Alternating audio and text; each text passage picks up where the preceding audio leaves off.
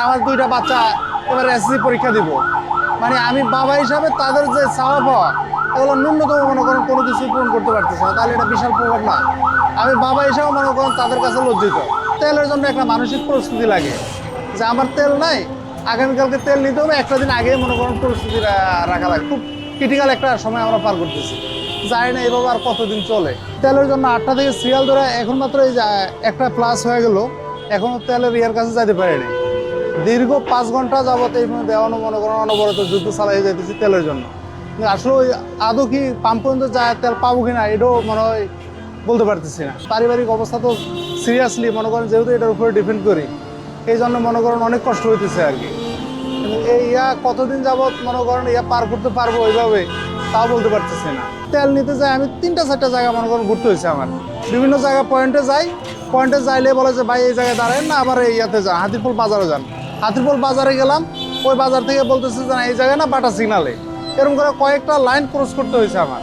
তো সর্বোপরি বলতে পারেন যে আজকে তেলটা নিতে আমার যে এই ধরনের কষ্ট পাইতে হয়েছে, বিগত দিনে তেল নিতে আমি এই ধরনের কষ্ট হয় নাই অতটা। আর 7টায় জায়গায় যদি আমি এখন 2টা বাজে অলরেডি এখনও তেল পাই নাই, তাহলে আমি কখন তেল নিয়ে আবার বেরোবো অথবা মানসিক প্রস্তুতি নিয়ে, তাহলে তো এটা সিরিয়াস। আমার দেখা গেছে হাফ ডে অলরেডি শেষ, তাহলে আমি বাকি সময়টুকু কীভাবে করবো এটাও আমি বুঝতেছি না এখন।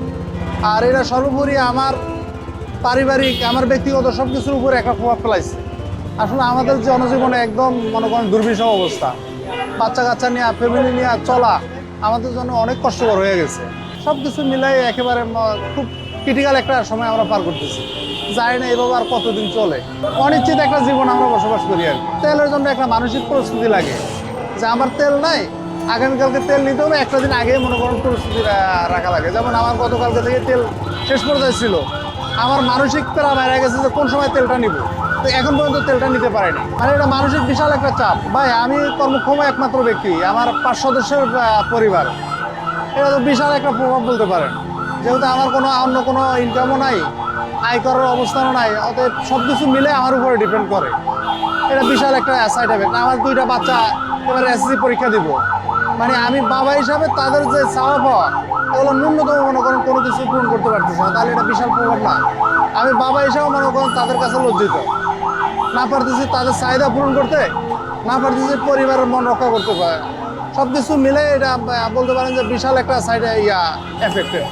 মিরপুর থেকে একটা আমি ট্রিপ নিয়ে আসছিলাম ফকিরাপোল থেকে এই জায়গায় তেলটা নেওয়ার জন্য আসছিলাম আর কি।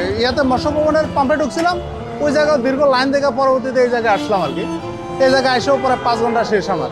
তেলটা যদি পাই তাহলে হয়তো সন্তুষ্ট চিত্তে এই জায়গা থেকে যাওয়া যাবে আর কি, আর নয়তো কিছু করার নাই। আবার অনেক সময় এরকমও হয়েছে দীর্ঘ 5-6 ঘন্টা লাইনে দাঁড়ানো অবস্থায় ওই ইয়ার কাছাকাছি পাম্পের কাছাকাছি আসার পরে বলতেছে তেল নাই, তেল শেষ। তাহলে এর সে কষ্ট আর তো বোঝানো যাবে না আর কি। পাঠাও বাংলাদেশে চালু হওয়ার পর থেকে বলতে পারেন 15-16 সাল থেকেই এটার সাথে আছে। আমরা নিম্ন আয়ের মানুষ অথবা পাঠাও ড্রাইভিং করে আমাদের জীবন জীবিকা চলতেছে বুঝছেন। আমাদের একমাত্র চাওয়া পাওয়া হবে জিনিসটা যত দ্রুত সম্ভব সরকার যেন স্বাভাবিক করে দেয়, এবং যত দ্রুত মানুষের তোল পায়, যানজট না হয়, দুর্ভোগ না হয়। সরকারের একেবারে ব্যক্তিগত দায়িত্ব মনে করে যেন সরকার করে, কোনো মানুষ যেন ভোগান্তির শিকার না হয়। আমরা সরকারের কাছে এই চাওয়া পাই। সরকারের কাছে তো বাড়তি কোনো চাওয়া পাওয়া ব্যক্তিগতভাবে আমার নাই, আর চাইতেছি না। সরকার যেন আমরা স্বাভাবিক জীবনযাপন করতে পারি সেটার ব্যবস্থা যেন সরকার করে।